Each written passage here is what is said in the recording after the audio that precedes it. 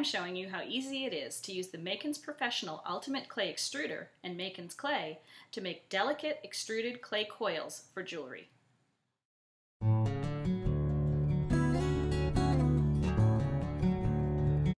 Remove the bottom of the barrel and rotate the handle counterclockwise.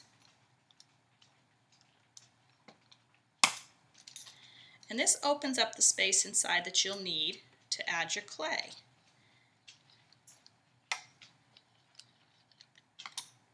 We're going to then select the disc that we want to use for the shape that we want to extrude. I'm using a multi-strand extruder because we're going to use multi-strands for the project that we're making. Simply slip it into the cap, and then we're ready to add our clay. We're using Makin's Clay, which is a no-bake air-dry clay product. It comes out of the package smooth, soft, and ready to use. I just cut off the amount that I want to use for the project, and then I place the rest into a Ziploc baggie with either a damp paper towel or a wet wipe, and it'll stay usable for quite a while.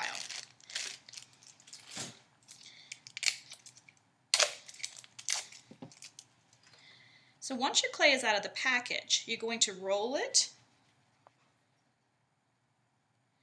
so that it'll fit inside of this cylinder, and then just place it inside.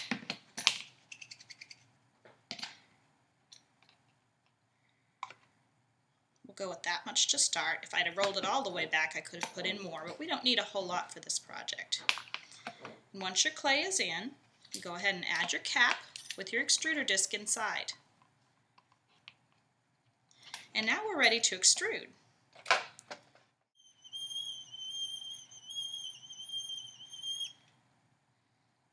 It's kind of like a crazy octopus at this point. So we'll go ahead and cut off what we've extruded and set it aside. We're going to get ready to use that. I do want to note that when you're finished using your extruder, it is important that you remove the cap,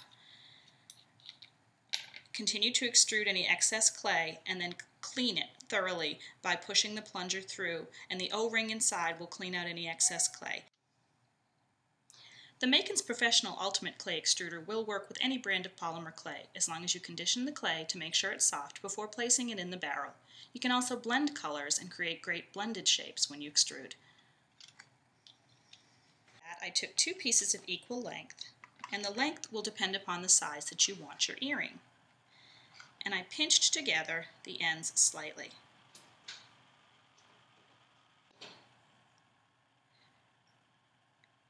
So once I pinched the ends, I began coiling it around itself to create the shape that I want to create. Then I pinched this shorter end slightly against the top remaining tail and rolled from the top down.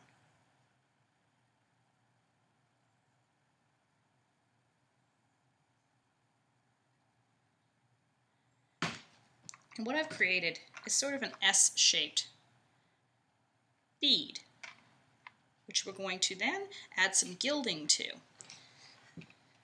I also made some round beads, and in order to do that, I followed the same procedure and just coiled them round. Again, you can adjust the size as needed. Wet clay will stick to wet clay without an additional adhesive, so your coils should stay nice and tight once the clay has dried. If you do want it to be a little extra secure, you can add a little of a white clear drying craft glue, and that will hold it in place. In order to add this little touch of foiling to the black coiled beads, I used a clear drying white craft glue. I like the best glue ever because it does dry clear, yet it remains slightly tacky afterwards, which makes it perfect for foiling. I only apply a small amount, and I find the easiest way to do this is actually with my fingertip, and just kind of rub the surface here and there of the coiled bead. And I am doing this while wet. You can do it when your clay is dry, but it works just great this way.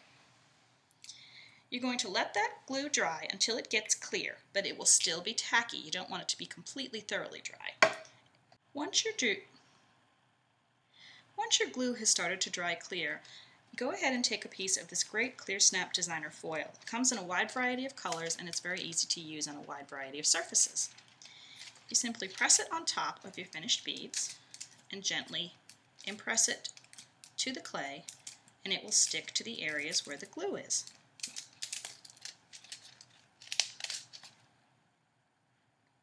You can add more by adding a little more glue. It's up to you how much you want.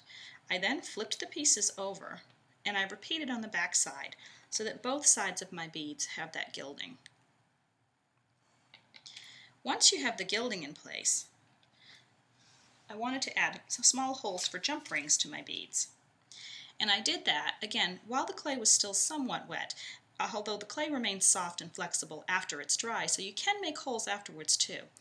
I took a small head pin and just ran it through and made a small hole on opposite ends of each of the round beads, and I made a small hole in the top, about 1/8 of an inch down, center of the top smaller coil.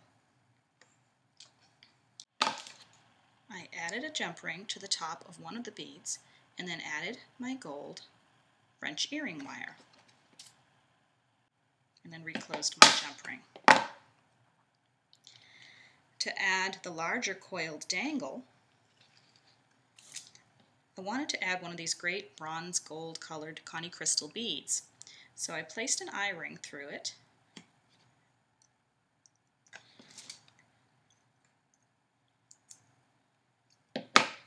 and then coiled it to create a loop on the second side.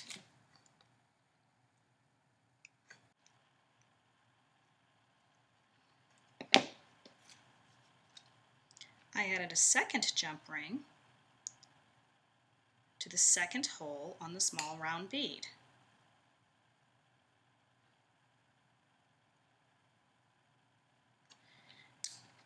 And then I added my bronze crystal bead.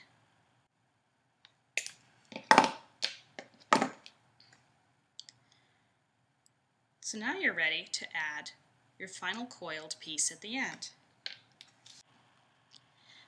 I added a third gold jump ring to the Connie crystal gold bead, and then I placed it through the top of the coiled bead.